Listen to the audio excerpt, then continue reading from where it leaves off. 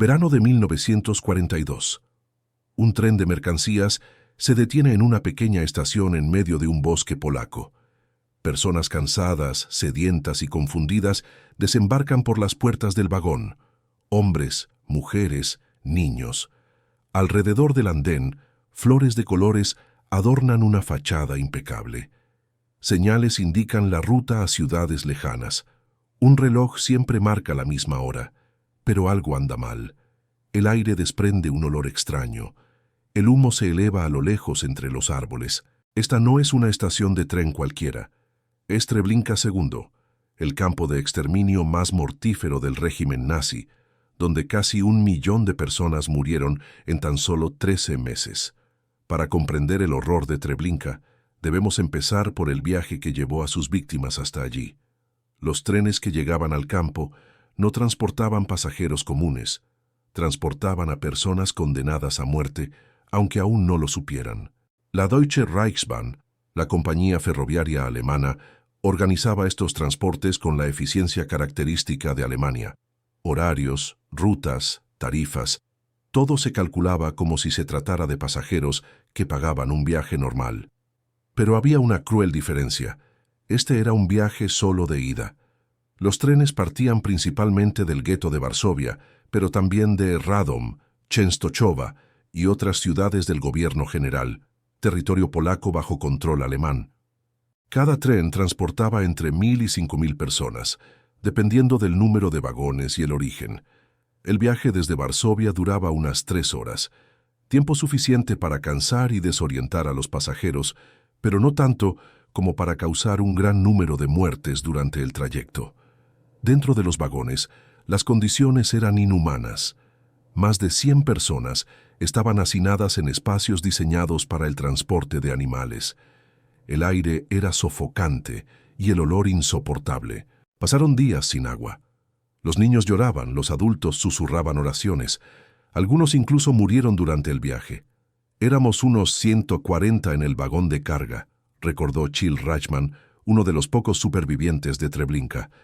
Era un espacio extremadamente estrecho, con un aire denso y rancio. Estábamos todos apretados unos contra otros. Durante todo el viaje aún persistía la esperanza. La gente hablaba de su destino, especulaba sobre las condiciones laborales y hacía planes para reorganizarse. Algunos habían oído rumores aterradores, pero la mente humana tiene dificultad para aceptar lo impensable. El tren en sí formaba parte de la estrategia de engaño. Los sonidos que llegaban a los vagones eran los típicos de un ferrocarril. El traqueteo de las ruedas sobre las vías, los silbatos del tren, las voces de los maquinistas. Nada indicaba que los llevaran a la muerte. Los nazis sabían que sería más difícil controlar a la gente desesperada o furiosa a su llegada. Al acercarse el tren a su destino, algunos pasajeros percibieron un olor extraño en el aire, un olor dulzón y nauseabundo que no pudieron identificar. Era el olor a humo de las piras de cremación que ardían constantemente en Treblinka II. Los alemanes cobraban a la Deutsche Reichsbahn una tarifa por kilómetro por cada persona transportada. Era un negocio lucrativo. Los nazis trataron el genocidio como una operación comercial, cobrando a las propias víctimas por el transporte hasta la muerte. Cuando el tren finalmente se detuvo, voces alemanas gritaban órdenes desde afuera. El sonido de las puertas del vagón al abrirse resonó como un trueno. La luz del día cegó a quienes habían pasado horas o días en la oscuridad. La gente comenzó a desembarcar, aún creyendo haber llegado a un campo de trabajo. No sabían que acababan de llegar al campo de exterminio más mortífero del Holocausto. Si valoras el contenido histórico de calidad que preserva la memoria de las víctimas del Holocausto, suscríbete al canal y activa las notificaciones. Tu me gusta también ayuda a que más personas conozcan esta historia inolvidable. Mi primera impresión al bajar del tren en Treblinka II fue de alivio. El andén parecía una estación de tren normal, incluso hermosa. Letreros coloridos indicaban direcciones a ciudades lejanas: Białystok, Volkowisk, Baranovichi. Un reloj en la pared siempre marcaba la misma hora optimista. Parterres de flores decoraban el andén. Incluso había un mostrador de información de la Deutsche Reichsbahn, atendido por prisioneros uniformados. Todo era teatro. Una actuación cuidadosamente montada para mantener la calma y la cooperación entre la gente. Franz Stangl, comandante de Treblinka II desde agosto de 1942, comprendió que el secreto de la eficiencia residía en el engaño. Como confesó posteriormente a la periodista Gita Sereni, la única manera de afrontarlo era hacerlo todo con la mayor rapidez y eficiencia posible. La plataforma falsa se construyó tras la destitución del primer comandante, el Dr. Irmfried Eberl, quien había sembrado el caos en el campo. Los cadáveres se amontonaban, el hedor se extendía kilómetros, y esto amenazaba con revelar el verdadero propósito de Treblinka. Stangl, trasladado desde el campo de exterminio de Sobibor, aportó su experiencia engañando a las víctimas. Los letreros de la estación estaban pintados al tradicional estilo gótico alemán, lo que le daba un aire formal y respetable. Los destinos indicados eran ciudades reales de Europa del Este, lo que sugería que Treblinka era simplemente una parada en el camino hacia el reasentamiento. El reloj, siempre parado a la misma hora, algunos supervivientes recuerdan que marcaba las 12:20. Creaba una sensación de normalidad suspendida. Los presos que atendían el mostrador de información recibían instrucciones precisas sobre qué decir. Debían confirmar que se trataba de una estación de tránsito, que pronto llegaría gente, y que primero debían ducharse y desinfectarse. Algunos de estos presos eran intelectuales multilingües, elegidos específicamente para tranquilizar a personas de diversos orígenes. Las flores que decoraban la plataforma estaban meticulosamente cuidadas. Franz Stangl se aseguraba de que todo luciera limpio y ordenado. Él mismo aparecía montado en su caballo blanco, con uniforme impecable y guantes blancos, como si fuera el comandante de una auténtica instalación militar. Los soldados alemanes y los guardias ucranianos recibieron instrucciones específicas sobre cómo comportarse en el andén. Debían gritar órdenes, pero sin mostrar excesiva agresividad. El objetivo era crear un ambiente de prisa organizada, no de terror. «Rápido, rápido, deja tu equipaje aquí. Lo recuperarás después de la ducha». Jankiel Wiernik, un carpintero polaco que sobrevivió al levantamiento de agosto de 1943, observó: «Sobre la puerta de entrada había un letrero, baños y salas de desinfección». Incluso la arquitectura era engañosa. El edificio que albergaba las cámaras de gas se construyó para asemejarse a una gran casa de baños, con ventanas bloqueadas desde el interior, pero conservando sus marcos externos. Una estrella de David estaba pintada sobre la entrada, junto con inscripciones en hebreo, lo que sugería que se trataba de un centro operado por autoridades judías. Esta fue una de las mentiras más crueles: hacerles creer a las víctimas que otros judíos las cuidaban. Los nazis invirtieron tanto esfuerzo en este teatro porque comprendían una verdad fundamental sobre el control humano. Las personas tranquilas son más fáciles de controlar que las desesperadas. Si las víctimas hubieran sabido la verdad en el andén, habría sido imposible mantenerlas organizadas. ¿Qué opinas de la estrategia nazi de utilizar el engaño para controlar a las víctimas? Al llegar a la plataforma, comenzó el primer proceso de selección. Guardias alemanes y ucranianos gritaban órdenes en alemán, polaco y yidis: hombres a la derecha, mujeres y niños a la izquierda. Las familias se despidieron rápidamente, aún creyendo que era una separación temporal para bañarse. Pero hubo un grupo que no llegó a los baños: los ancianos, los enfermos y los heridos. Estas personas fueron escoltadas con aparente cuidado hasta una enfermería. Un cartel con una cruz roja decía Lazarett, enfermería en alemán. Incluso había camillas y personal uniformado, como si se tratara de un hospital de campaña. Lazarett fue otra mentira mortal. En realidad, era una fosa a cielo abierto rodeada de sacos de arena, donde los guardias de las SS ejecutaban a las víctimas con disparos en la nuca antes de arrojarlas a las llamas constantes. Samuel Willenberg, un sobreviviente que participó en el levantamiento de 1943, recordó: «Dijeron que los enfermos recibirían tratamiento médico. De hecho, iban a morir inmediatamente.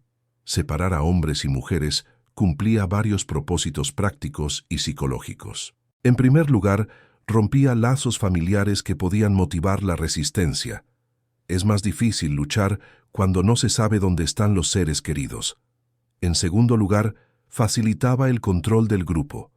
Los hombres solos eran considerados más peligrosos, las mujeres con hijos menos amenazantes. La rapidez de la separación fue crucial. Los guardias gritaban constantemente: «¡Schnell! ¡Schnell! ¡Rápido! ¡Rápido!».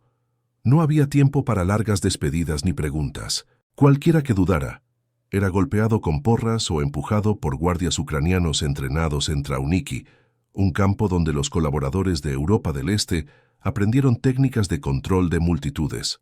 Durante este proceso, algunos prisioneros fueron seleccionados para trabajar como Sonderkommandos, comandos especiales. Elegían a hombres con buena condición física, especialmente aquellos con habilidades útiles: carpinteros, zapateros, sastres, barberos.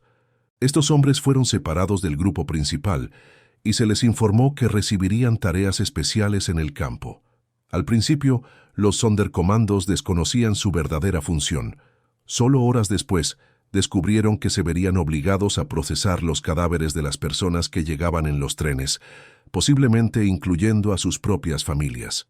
Chill Reichmann, quien sobrevivió como Sonderkommando, escribió: «Cuando me di cuenta de lo que tendría que hacer, pensé en suicidarme.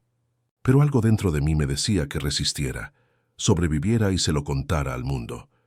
Los niños representaban un desafío particular para los administradores del campamento. Eran los más propensos a gritar o resistirse al ser separados de sus padres. Por lo tanto, los guardias a menudo mentían diciendo que la separación era solo para facilitar el baño y que las familias se reunirían poco después. A algunos niños pequeños se les permitía quedarse con sus madres, mientras que a otros se les enviaba directamente a Lazaret. La arquitectura del campo facilitaba esta separación. Desde la plataforma se bifurcaban diferentes caminos que aparentemente conducían a destinos distintos. En realidad, con la excepción de la zona de los Sonderkommandos y el falso lazareto, todos los caminos conducían al mismo lugar: las cámaras de gas. María Kushmierchuk testificó: «Vi a un guardia levantar a un bebé recién nacido y arrojarlo contra la pared como si fuera un objeto. La madre enloqueció en el acto. Eso era lo que querían, volvernos locos de dolor». ¿Cómo puedes imaginar la desesperación de las familias separadas sin saber que era para siempre? Tras separarse en la plataforma, los grupos fueron conducidos por una estrecha pasarela que los alemanes llamaban Schlauch, que literalmente significa tubería o manguera. Este pasillo, de tan solo 3 metros de ancho, estaba rodeado de altas vallas entrelazadas con ramas de pino que impedían la vista del resto del campo. El Schlauch era una obra maestra de ingeniería psicológica. Su diseño suavemente curvado impedía a las personas ver su destino final hasta que era demasiado tarde para resistirse. Cuando finalmente avistaban las cámaras de gas, ya estaban atrapados en el embudo de la muerte, sin posibilidad de regresar ni dispersarse. El corredor tenía aproximadamente 100 metros de largo y estaba patrullado por guardias ucranianos armados con fusiles y porras. Estos hombres, entrenados en el campo de Trauniki, habían sido seleccionados específicamente por su brutalidad y su disposición a obedecer órdenes sin rechistar. Muchos eran prisioneros de guerra soviéticos que decidieron cooperar a cambio de su libertad. Las cercas de Schlauch se construían con troncos de árboles y se reforzaban con alambre de púas. Se reponían constantemente ramas de pino en la parte superior para mantener un camuflaje denso. Desde arriba, la zona parecía un bosque normal. Ni siquiera las fotografías aéreas aliadas pudieron detectar el campamento. El suelo del pasillo estaba cubierto de arena para amortiguar el sonido de los pasos y facilitar la limpieza posterior. Su estrechez obligaba a la gente a caminar en fila india, impidiéndoles agruparse para resistir. Era como un embudo gigante que canalizaba a la gente hacia la muerte. Durante el recorrido por Schlauch, Los guardias mantuvieron la farsa. Gritaban instrucciones sobre la importancia de la limpieza, la necesidad de trabajar duro en los campos de reasentamiento y la naturaleza temporal de la separación familiar. Algunos guardias incluso repartían pequeños trozos de jabón y toallitas para mantener la ilusión de que iban a darse un baño de verdad. Richard Glazar, un superviviente checo que escapó durante el levantamiento, recordó que los guardias gritaban: «¡Rápido! El agua se está enfriando. Otros esperan las duchas». La farsa continuó hasta el último momento. La psicología de Schlauch era cruel pero efectiva. La gente caminaba hacia la muerte creyendo que estaban a punto de ser arrastrados por el agua. Cuando finalmente comprendían la verdad, ya se encontraban en la antesala de las cámaras de gas, sin posibilidad de escape. El diseño del corredor eliminaba cualquier posibilidad de resistencia organizada. A veces, la gente intentaba saltar las vallas o escapar. Los guardias ucranianos tenían órdenes de disparar inmediatamente. Los cadáveres se dejaban como ejemplo para disuadir a otros. Franz Such, oficial de las SS en el campo, recordó después de la guerra: «No podíamos permitir el desorden. La eficiencia dependía de mantener un flujo constante». Schlauch también servía para aislar acústicamente las cámaras de gas. Los gritos de las víctimas no llegaban al andén, donde seguían llegando nuevos transportes. Cada grupo caminaba hacia la muerte sin saber el destino del anterior. Jankiel Wiernik observó: «La gente caminaba por el pasillo como si estuviera realizando una actividad normal. No tenían idea del horror que les aguardaba al otro lado. Cómo un simple pasillo se convirtió en un arma tan efectiva de control psicológico». Al final del Schlauch, la gente llegó a una zona que parecía cumplir con todas las promesas de la plataforma. Una zona de baño aparentemente normal, con vestuarios e instrucciones en varios idiomas sobre procedimientos de higiene. Unas elaboradas señales indicaban cómo proceder con la desinfección obligatoria. El vestuario tenía bancos de madera y filas de ganchos numerados en las paredes. Guardias uniformados, algunos hablando yidis o polaco, instruían a la gente con fingida cortesía: «Por favor, quítense toda la ropa y cuélguenla en los ganchos. Recuerden el número del gancho para recoger la ropa después de ducharse».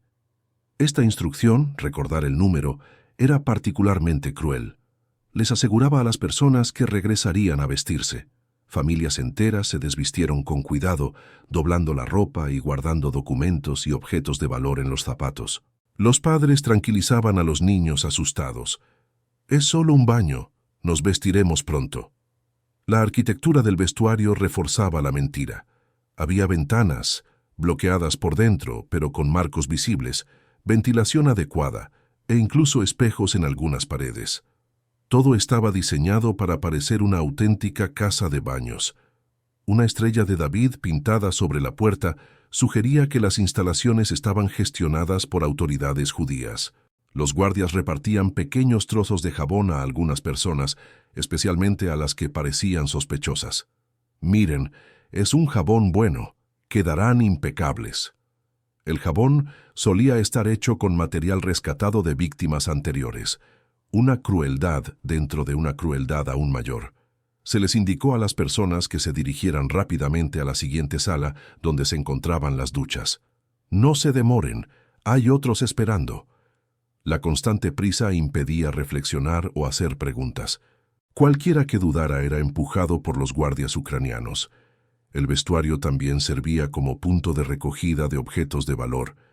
Los Sonderkommandos, disfrazados de personal de limpieza, registraban rápidamente la ropa en busca de dinero, joyas y documentos importantes.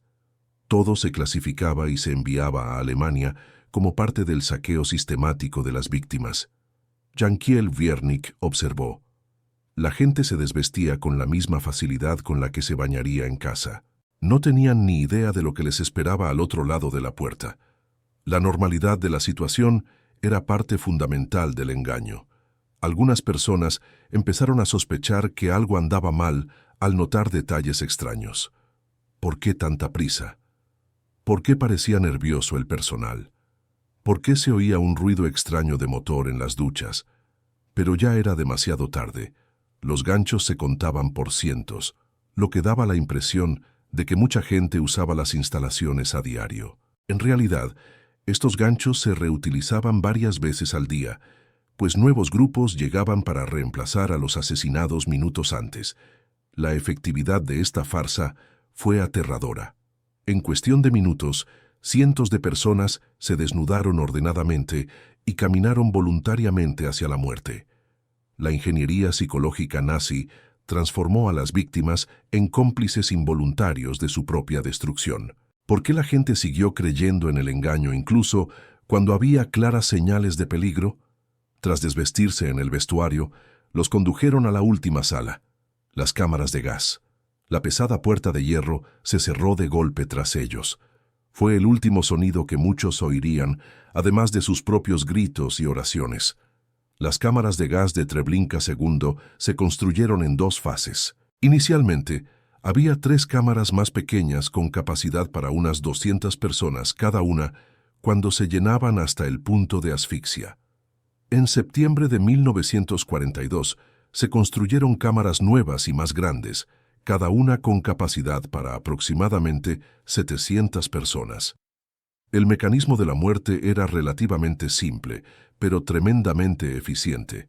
Un motor diésel, procedente de un tanque soviético capturado, bombeaba monóxido de carbono a través de tuberías hacia las cámaras. El gas incoloro e inodoro causaba una asfixia gradual al unirse a la hemoglobina de la sangre, impidiendo el transporte de oxígeno.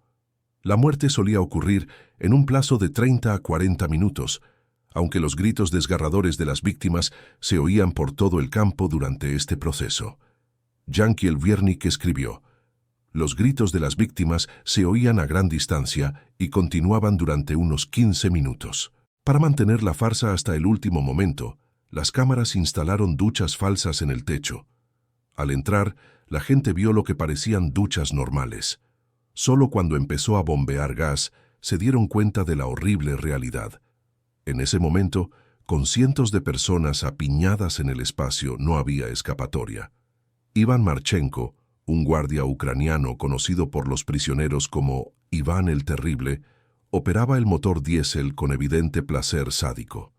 Los sobrevivientes lo describieron como alguien que prolongaba deliberadamente el proceso de muerte, permitiendo que el motor funcionara erráticamente para prolongar la agonía de sus víctimas. El número de personas asesinadas diariamente variaba según el número de vehículos utilizados para el gaseo. Jankiel Wiernik estimó: entre 10.000 y 12.000 personas eran gaseadas al día. En épocas de mayor actividad, como durante la liquidación del gueto de Varsovia, esta cifra podía alcanzar las 30. 60 personas en un solo día. Chill Reichmann, quien trabajaba como Sonderkommando, describió lo que vio cuando abrieron las cámaras de gas. El suelo estaba cubierto de cadáveres. Algunos aún estaban vivos, pero la mayoría ya estaban muertos. Tenían el rostro azulado por el gas.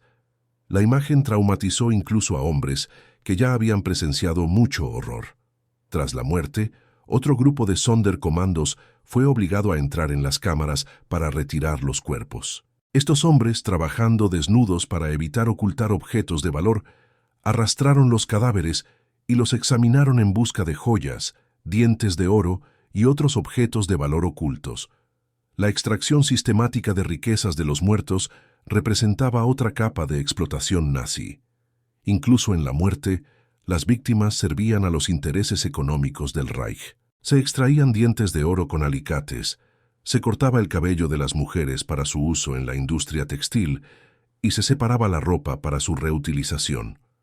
Todo el proceso, desde la llegada a la plataforma hasta la muerte en las cámaras, estaba diseñado para durar no más de 2 horas.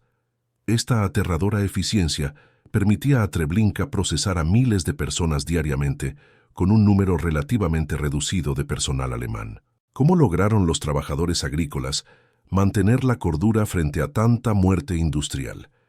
De todas las posiciones en Treblinka II, ninguna era más aterradora que la de los Sonderkommandos, los prisioneros judíos mantenidos con vida para facilitar el asesinato de sus compatriotas. Estos hombres vivían en un espacio entre la vida y la muerte, y su supervivencia dependía de su disposición a participar en el procesamiento de cadáveres. La selección de los Sonderkommandos solía tener lugar durante la selección inicial en el andén. Los oficiales de las SS identificaban a los hombres que parecían físicamente aptos, especialmente a aquellos con habilidades útiles: carpinteros, barberos, zapateros, sastres. Los separaban del grupo principal antes de que comenzara la marcha hacia las cámaras de gas. Chill Rachman fue uno de los pocos Sonderkommandos que sobrevivieron tanto al campo como a la guerra. En su libro Treblinka, Memorias de un superviviente, describió su primer día de trabajo. Cuando abrieron las cámaras, vi escenas de horror inimaginable. Cientos de cadáveres se retorcían en su agonía final. La labor de los Sonderkommandos iba mucho más allá de la simple extracción de cadáveres. Cortaban el pelo de los cadáveres femeninos, que luego se enviaba a Alemania para su uso en la industria textil. Extraían dientes de oro con alicates y martillos, llenando cubos con oro dental que, fundido, se enviaba al tesoro del Reich. Samuel Willenberg, otro sobreviviente, describió la tortura psicológica de este trabajo. Nos obligaban a mantener la eficiencia mientras procesábamos los cuerpos de personas que a menudo conocíamos en vida.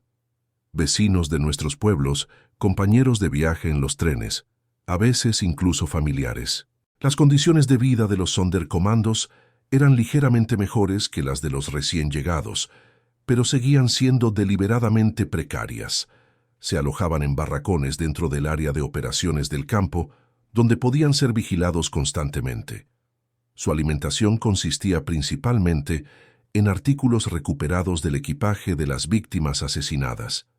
La tasa de rotación entre los Sonderkommandos era deliberadamente alta. Los oficiales de las SS seleccionaban regularmente a grupos de estos trabajadores para su ejecución, tanto para evitar la acumulación de información detallada sobre las operaciones como para mantener la presión psicológica sobre los supervivientes. Se seleccionaban nuevos prisioneros para reemplazar a los ejecutados. Jankel Wernick, carpintero que se convirtió en uno de los líderes de la revuelta, aprovechó sus habilidades profesionales para volverse indispensable en las operaciones del campamento.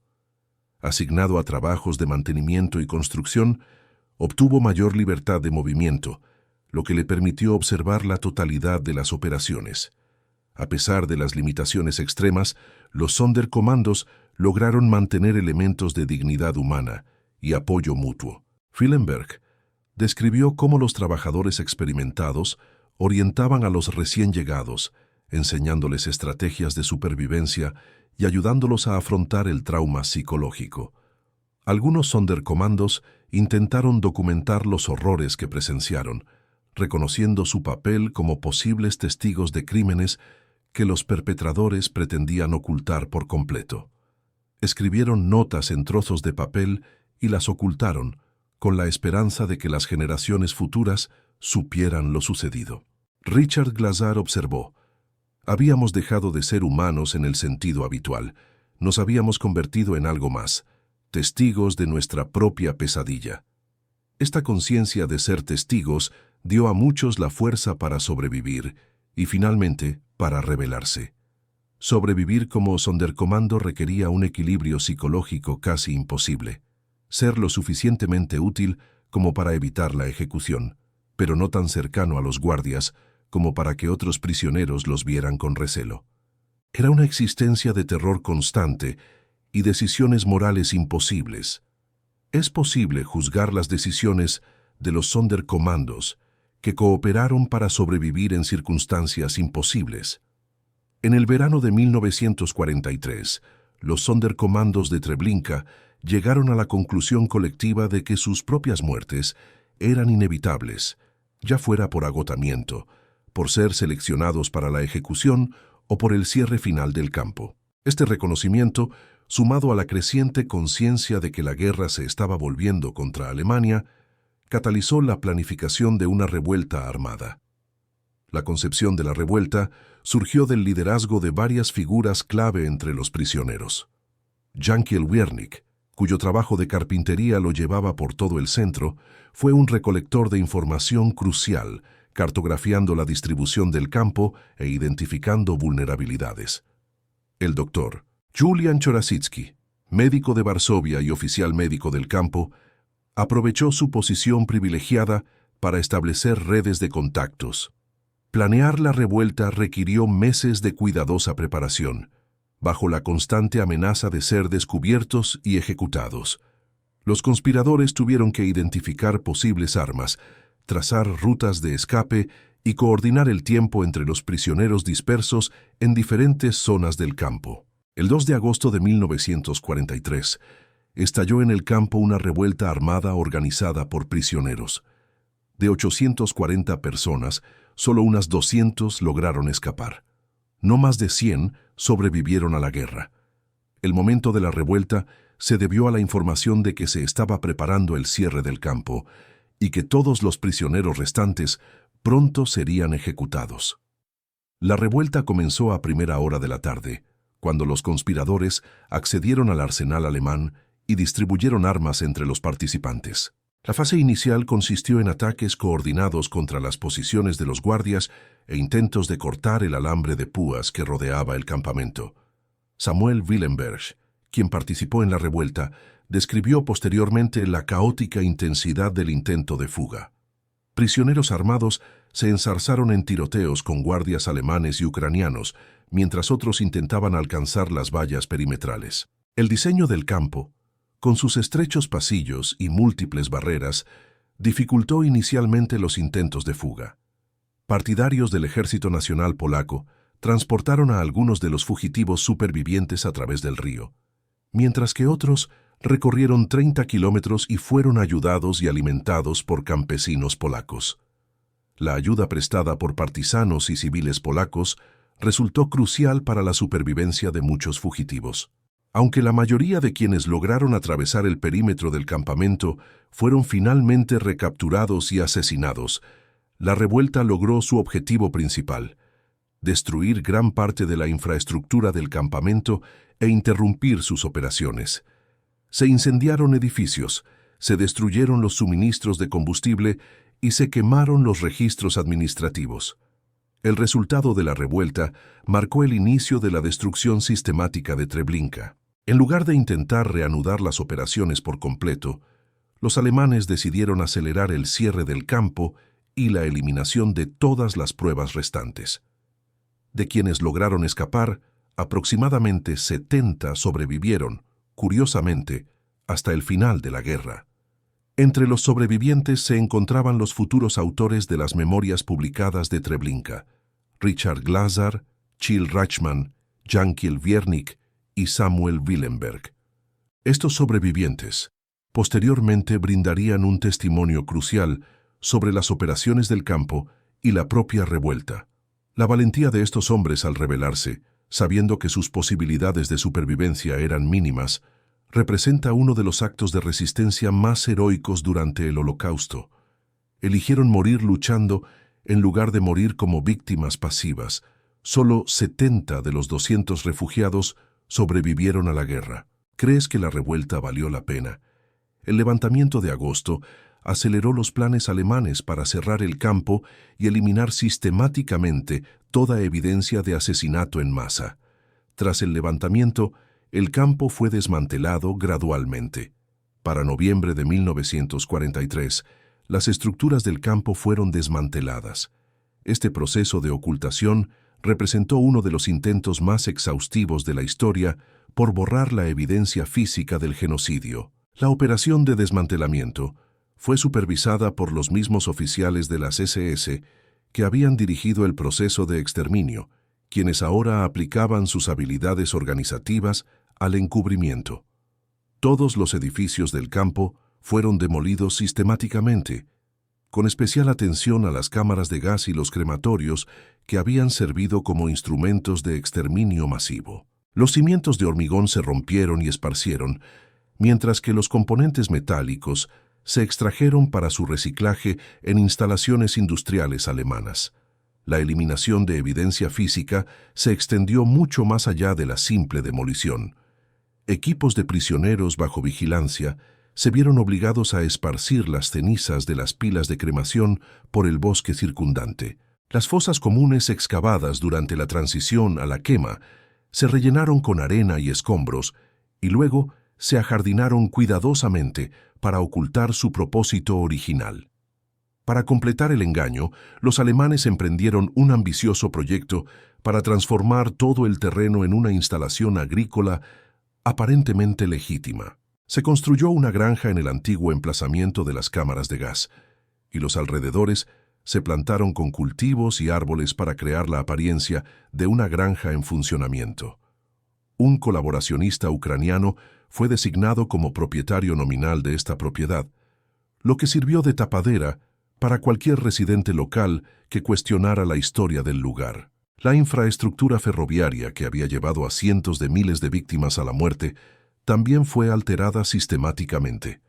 La estación de tren falsa fue demolida y las vías de servicio fueron retiradas y reubicadas para eliminar cualquier evidencia de su conexión con las operaciones de transporte público. El personal involucrado en las operaciones de campo fue reasignado o eliminado sistemáticamente para evitar que su testimonio revelara la verdad.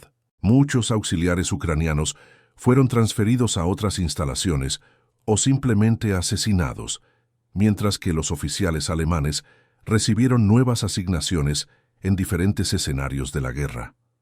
Los pocos prisioneros judíos que sobrevivieron al levantamiento de agosto fueron ejecutados durante las últimas semanas del desmantelamiento, eliminando así a los testigos más informados sobre las operaciones del campo. Solo aquellos que lograron escapar durante el levantamiento sobrevivieron para prestar testimonio.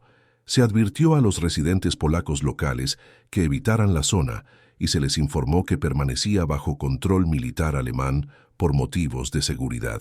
Esta restricción de acceso tenía el doble propósito de impedir el descubrimiento de cualquier prueba restante y al mismo tiempo limitar el número de testigos. Los alemanes comprendieron que un encubrimiento exitoso requería no solo la eliminación de pruebas físicas, sino también el control de la información sobre sus actividades.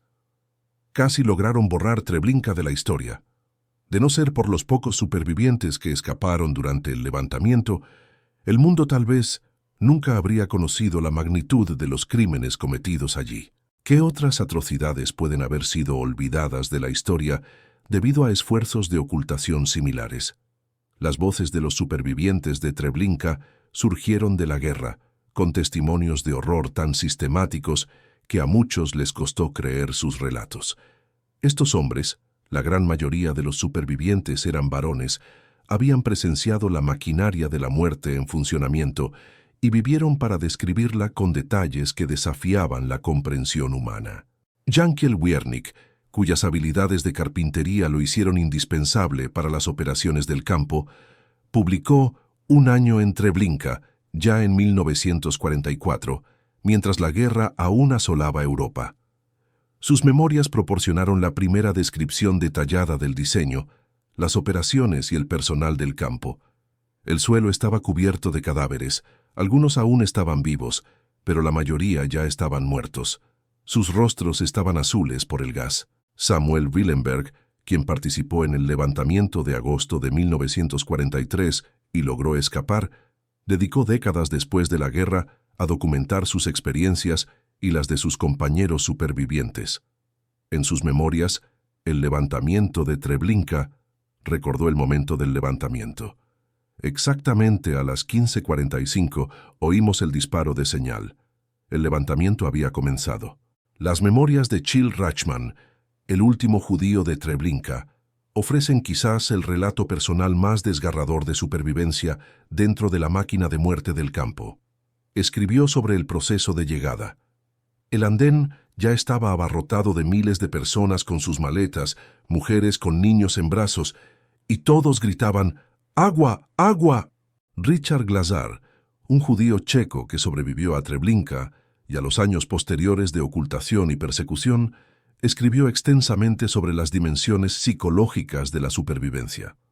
En Trampa con Valla Verde, observó: habíamos dejado de ser seres humanos en el sentido habitual. Nos habíamos convertido en algo más, testigos de nuestra propia pesadilla. Estos testimonios se enfrentaron a un escepticismo que reflejaba tanto la naturaleza sin precedentes de los crímenes como los esfuerzos sistemáticos de Alemania por eliminar las pruebas. Mientras tanto, los propios perpetradores corrieron diversos destinos.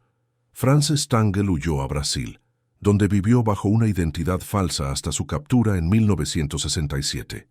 Kurt Franz fue condenado a cadena perpetua en 1965.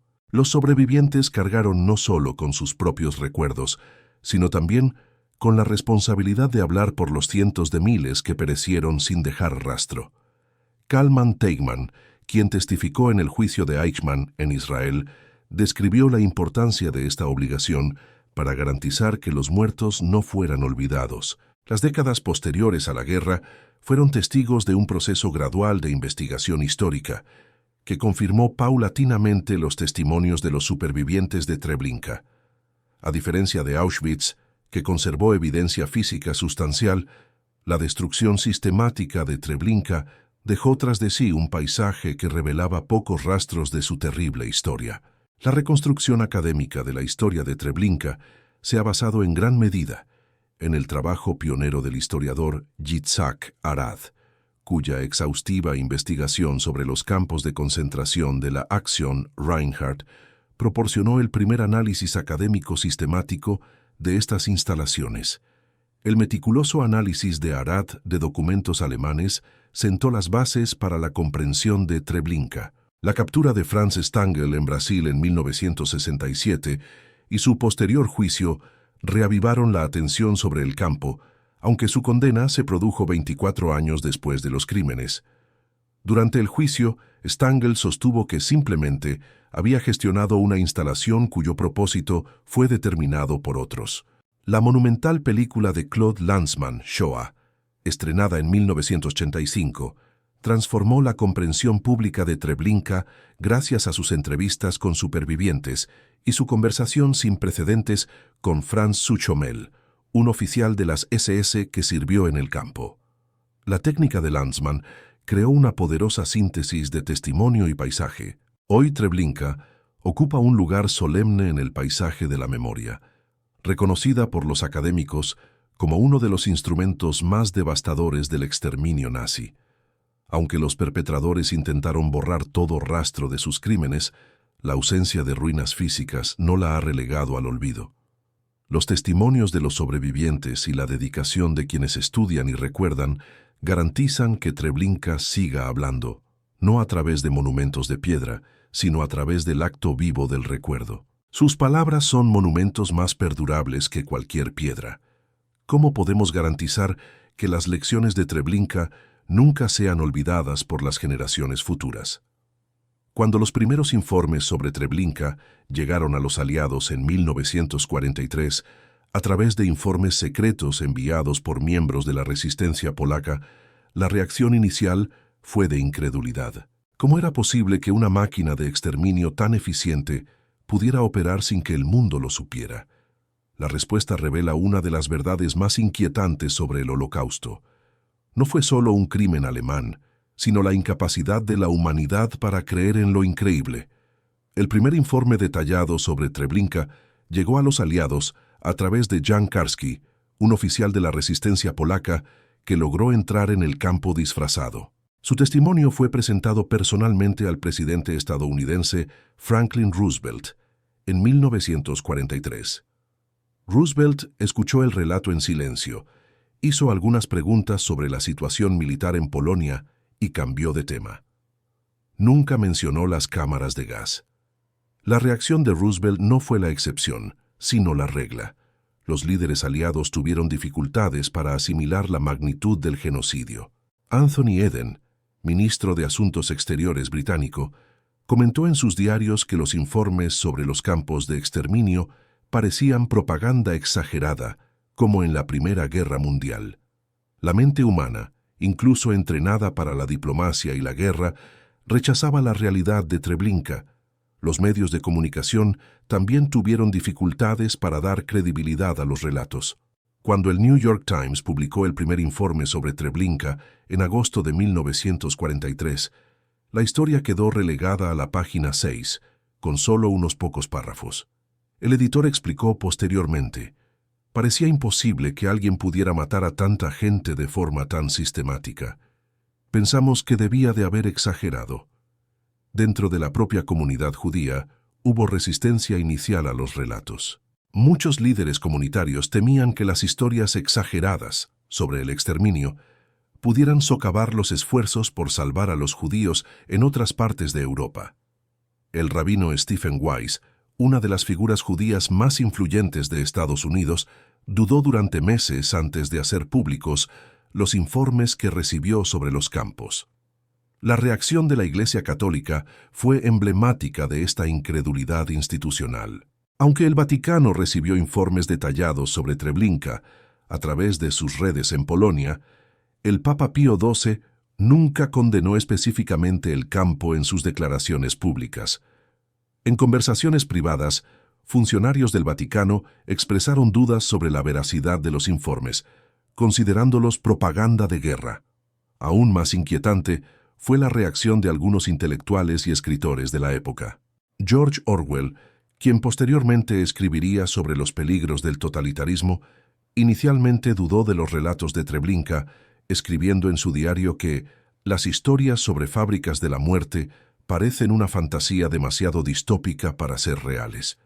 Esta observación de Orwell resulta particularmente irónica, considerando que sus propios libros posteriores explorarían precisamente cómo los regímenes totalitarios pueden convertir la fantasía distópica en realidad. La población alemana mostró una compleja mezcla de genuina ignorancia y negación deliberada. Los residentes de pueblos cercanos a Treblinka afirmaron posteriormente desconocer qué era el campo, a pesar del constante olor a cuerpos quemados y humo visible a kilómetros de distancia. Una campesina que vivía a 3 kilómetros del campo testificó después de la guerra: pensábamos que era una fábrica. Por el mal olor, creíamos que era cuero procesado. Esta ignorancia no era del todo inocente. Los trabajadores ferroviarios alemanes sabían perfectamente que transportaban personas en una sola dirección. Los soldados de permiso contaban historias sobre operaciones especiales en el este. Las cartas de soldados alemanes, interceptadas por los aliados, contenían referencias veladas a trabajo sucio y cosas que no se pueden discutir. La sociedad alemana creó un pacto silencioso de no preguntar, no ver, no saber. Entre los propios nazis existían distintos niveles de conocimiento e implicación. Heinrich Himmler visitó personalmente Treblinka y aprobó sus métodos. Adolf Hitler, si bien nunca visitó un campo de exterminio, estaba plenamente informado de las operaciones mediante informes periódicos. Sin embargo, muchos funcionarios de bajo rango del partido nazi afirmaron posteriormente desconocer los detalles específicos de los campos. La revelación completa de la verdad sobre Treblinka solo llegó tras el fin de la guerra, cuando los investigadores aliados pudieron examinar documentos nazis y entrevistar sistemáticamente a los supervivientes. Incluso entonces, muchos se negaron a creerlo. El general Dwight Eisenhower, comandante supremo aliado, insistió en que periodistas y políticos visitaran los campos liberados porque, como él mismo dijo, en el futuro la gente dirá que esto nunca ocurrió. La reacción mundial a los primeros informes sobre Treblinka revela algo profundo sobre la naturaleza humana. Nuestra tendencia a rechazar información que cuestiona nuestra comprensión básica de la civilización. El historiador Raúl Hilberg observó que la mente humana tiene dificultades para aceptar que otros seres humanos puedan ser tan sistemáticamente crueles. Esta dificultad tuvo consecuencias prácticas devastadoras. Si los aliados hubieran creído y actuado según los primeros informes sobre Treblinka, se podrían haber salvado miles de vidas. El bombardeo de las vías férreas que conducían al campo, la presión diplomática sobre los países neutrales para que aceptaran refugiados o simplemente dar crédito a los informes, podrían haber interrumpido o disminuido las operaciones. La lección más importante de la reacción global a Treblinka es que el silencio y la incredulidad pueden ser tan letales como la violencia descarada. Cuando los testigos arriesgan sus vidas para decir la verdad sobre las atrocidades que continúan, nuestra responsabilidad como sociedad es escuchar, creer y actuar, incluso cuando, sobre todo cuando, la verdad parezca inaceptable. ¿Qué lecciones podemos sacar de esta incredulidad inicial para reconocer y responder a los genocidios modernos? Franz Stangl se despertaba cada mañana a las 6, tomaba café con pan y mermelada, leía la correspondencia de su familia en Austria y luego montaba en su caballo blanco para inspeccionar Treblinka. Para él, era un día más en la oficina, pero su oficina era una fábrica de muerte donde miles de personas serían asesinadas antes del atardecer. ¿Cómo se convirtieron hombres aparentemente normales en los autores de uno de los peores crímenes de la historia? La respuesta más inquietante sobre los perpetradores de Treblinka es que no eran monstruos nacidos del mal. Eran personas comunes que, por una serie de decisiones y circunstancias, se convirtieron en piezas de una maquinaria genocida. Franz Stangl, antes de comandar Treblinka, era un respetado superintendente de policía en Austria. Tenía esposa, 3 hijas y sus vecinos lo consideraban un hombre culto y trabajador. La trayectoria de Stangl ilustra cómo el mal puede trivializarse mediante gradaciones. Primero, fue asignado a supervisar el programa nazi de eutanasia, donde se asesinaba a personas con discapacidad. Era diferente, justificaría más tarde. Eran personas que sufrían, que no podían tener una vida normal. Esta racionalización preparó el terreno psicológico para aceptar lo que vendría después. Cuando fue transferido a Sobibor y luego a Treblinka, Stangl ya había desarrollado la capacidad psicológica de separar su identidad personal de sus deberes profesionales. En entrevistas de posguerra insistió: «Nunca maté a nadie personalmente. Era un administrador. Mi trabajo era asegurar el funcionamiento eficiente de todo». Esta compartimentación mental le permitió mantener una imagen de hombre decente mientras supervisaba asesinatos en masa. Kurt Franz, subcomandante de Treblinka, presentaba un perfil psicológico diferente, pero igualmente revelador. A sus 28 años, Franz combinaba la crueldad sádica con la competencia administrativa. Creó y entrenó a Barry, un perro pastor alemán condicionado para atacar a los prisioneros, especialmente sus genitales. Franz disfrutaba presenciando los ataques y reía con frecuencia durante las ejecuciones. Pero Franz también mantuvo una correspondencia afectuosa con su madre en Alemania, envió regalos a sus sobrinas y expresó su sincera preocupación por la salud de sus familiares. Sus cartas, conservadas en los archivos aliados, revelan a un hombre que podía ser a la vez un hijo cariñoso y un asesino brutal. «Querida mamá», escribió en 1943, «espero que estés bien. Trabajo duro aquí, pero es por el bien de la patria». Heinrich Mattes, responsable directo de las cámaras de gas, era un técnico meticuloso que consideraba su trabajo un problema de ingeniería. Anteriormente, había trabajado como mecánico en una fábrica de automóviles y aplicaba la misma mentalidad de eficiencia al exterminio. «El motor debe funcionar a las revoluciones correctas», explicaba a sus subordinados. «Si funciona demasiado lento, la gente sufre innecesariamente. Si va demasiado rápido, desperdiciamos combustible». Este enfoque técnico del asesinato ilustra cómo los profesionales pueden aplicar sus habilidades a cualquier tarea, independientemente de sus implicaciones morales. Mattes nunca se cuestionó si debía operar las cámaras de gas, solo se preocupaba por operarlas correctamente. Después de la guerra, intentó volver a trabajar como mecánico, como si los años en Treblinka fueran solo un trabajo más en su currículum. Los guardias ucranianos tenían motivaciones diferentes, pero igualmente reveladoras. Muchos eran prisioneros de guerra soviéticos que decidieron colaborar para escapar de la muerte en los campos de prisioneros de guerra alemanes. Iván Marchenko, el famoso Iván el Terrible, era un campesino ucraniano de 22 años que nunca había salido de su aldea antes de la guerra.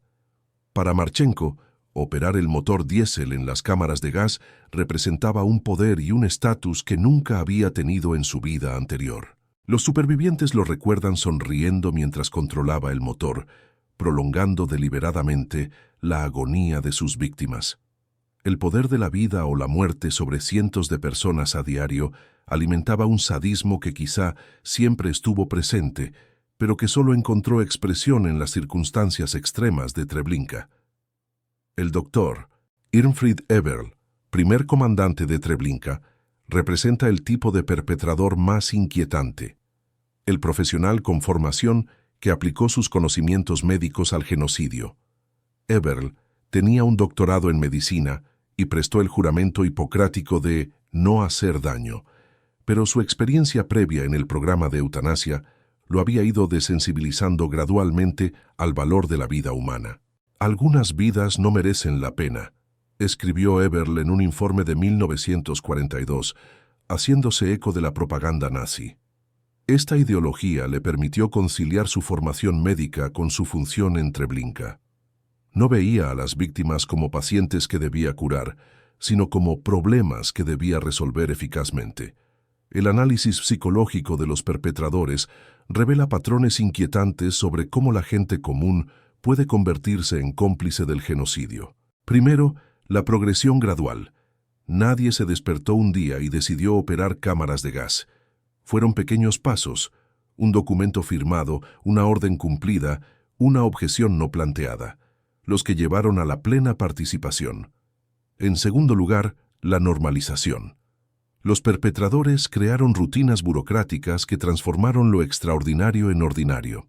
Reuniones matutinas para planificar asesinatos, informes estadísticos sobre la productividad, correspondencia oficial sobre operaciones especiales. Todo esto normalizó el horror mediante lenguaje técnico y procedimientos administrativos. En tercer lugar, la dispersión de responsabilidades. Cada perpetrador podía alegar ser solo una pequeña pieza de un engranaje mayor. El maquinista afirmó que solo conducía trenes. El guardia afirmó que solo cumplía órdenes. El comandante afirmó que solo administraba una instalación. Nadie asumió la responsabilidad del resultado final. En cuarto lugar, la deshumanización de las víctimas. Los perpetradores desarrollaron un lenguaje y una mentalidad que negaban la humanidad de sus víctimas. No mataban personas, sino que procesaban unidades, solucionaban el problema judío y realizaban operaciones de traslado. Este lenguaje eufemístico permitía un distanciamiento psicológico del acto de asesinato. La pregunta más inquietante sobre los perpetradores es hasta qué punto cualquier persona, en determinadas circunstancias, puede llegar a ser capaz de cometer actos similares. Los experimentos psicológicos de Stanley Milgram en la década de 1960, que demostraron la disposición de la gente común a infligir dolor bajo órdenes de figuras de autoridad, sugieren que la capacidad para el mal podría estar más a flor de piel de lo que nos gustaría creer. Esto no disminuye la responsabilidad individual de los perpetradores de Treblinka, pero nos obliga a afrontar verdades incómodas sobre la naturaleza humana. Comprender cómo personas comunes se convirtieron en asesinos en masa es esencial para reconocer y prevenir futuros genocidios. El mal no surge de la nada. Se cultiva, se normaliza y se institucionaliza mediante decisiones humanas específicas. ¿Cómo podemos reconocer e interrumpir el proceso mediante el cual personas comunes se convierten en perpetradores de atrocidades? Hoy, 78 años después de su destrucción, Treblinka no es más que un campo silencioso en el bosque polaco. Piedras simbólicas marcan el lugar donde una vez se alzaron las cámaras de gas. Un sencillo monumento enumera los nombres de las comunidades cuyos habitantes fueron asesinados allí. Los turistas la visitan, depositan flores y se toman fotos respetuosas. Pero la verdadera pregunta es, ¿qué lecciones le enseña Treblinka al mundo del siglo XXI? La primera lección trata sobre la velocidad con la que la civilización puede colapsar. En 1939, Polonia era una sociedad moderna y culta, con universidades, teatros, periódicos y una rica vida cultural. Tan solo 3 años después, Treblinka operaba a plena capacidad. La distancia entre la normalidad y el horror absoluto puede recorrerse más rápido de lo que imaginamos. Esta lección resuena dolorosamente al observar los genocidios modernos.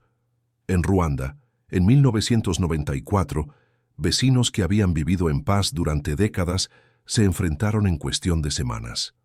En Bosnia, las ciudades multiculturales se transformaron en escenarios de limpieza étnica. Myanmar, considerado un país en proceso de democratización, implementó una campaña genocida contra los Rohingya. Treblinka nos enseña que ninguna sociedad es inmune a caer en la barbarie. La segunda lección trata sobre el poder del lenguaje eufemístico para enmascarar atrocidades. Los nazis nunca hablaron abiertamente de asesinatos en sus comunicaciones oficiales. Usaban términos como trato especial, reasentamiento y solución final. Este lenguaje técnico permitía a burócratas y funcionarios participar en el genocidio sin confrontar directamente la realidad de sus actos. Hoy en día, observamos patrones similares en los regímenes autoritarios modernos. China no admite operar campos de concentración para uigures. Son centros de formación profesional. Myanmar no habla de limpieza étnica de Rohingya. Es una operación de seguridad contra terroristas. Siria no bombardea hospitales y escuelas, sino que ataca posiciones terroristas. Treblinka nos enseña a desconfiar de los eufemismos oficiales y a buscar la realidad tras el lenguaje oficial. La tercera lección trata sobre la importancia de creer en los testimonios de las víctimas y los sobrevivientes. Como hemos visto, el mundo inicialmente rechazó los relatos sobre Treblinka por considerarlos increíbles. Esta incredulidad costó vidas que podrían haberse salvado. Cuando las personas arriesgan sus vidas para denunciar atrocidades, nuestra responsabilidad es escuchar, verificar y actuar, no dudar por conveniencia. Actualmente, contamos con relatos detallados de los campos de concentración chinos, la tortura sistemática en Siria y las matanzas en Myanmar. Algunos gobiernos y organizaciones internacionales responden con escepticismo, pidiendo más pruebas o verificación independiente. Treblinka nos enseña que, en materia de genocidio, la incredulidad mata.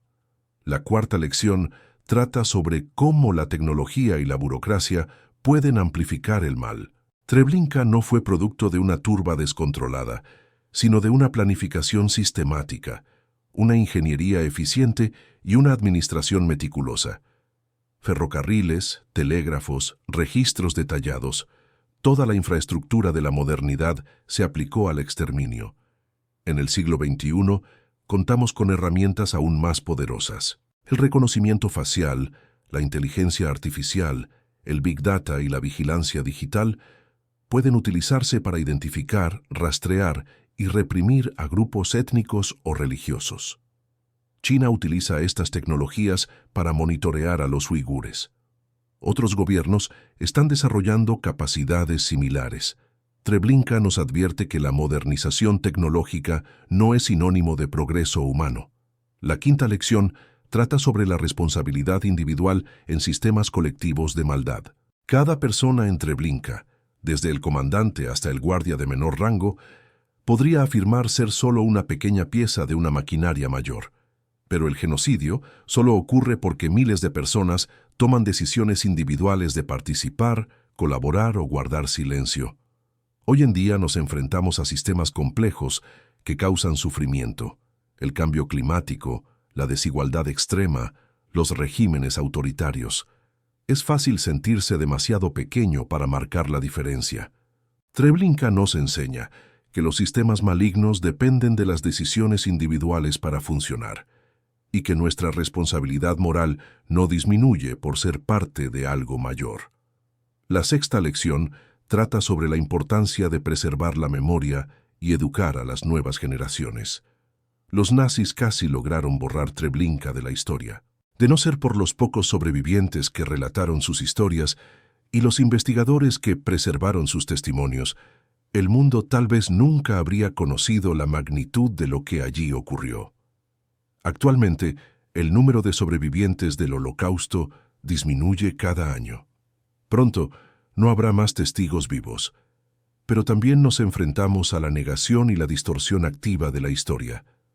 Políticos de diversos países minimizan o niegan los genocidios. Los algoritmos de las redes sociales amplifican las teorías conspirativas. Treblinka nos enseña que la verdad histórica debe defenderse activamente o se perderá. La séptima lección, y quizás la más importante, trata sobre la capacidad humana de resistir incluso en las circunstancias más difíciles.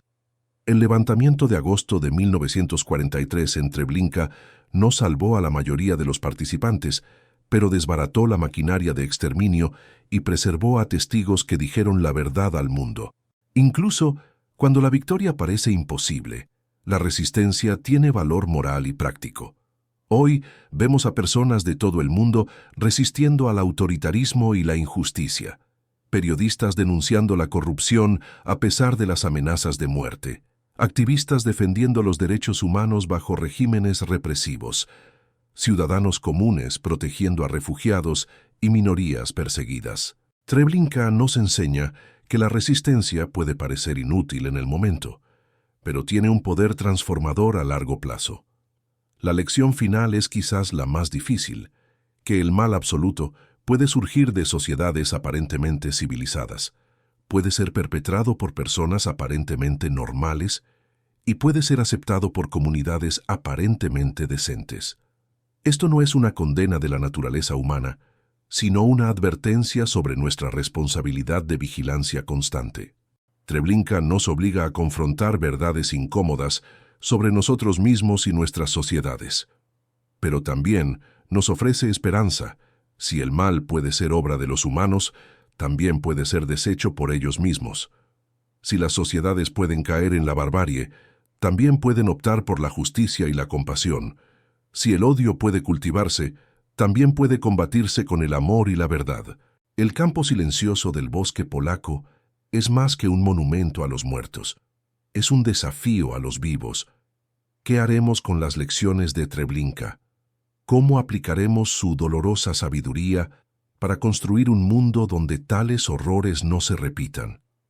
La respuesta depende de las decisiones que tomemos a diario, como individuos y como sociedad.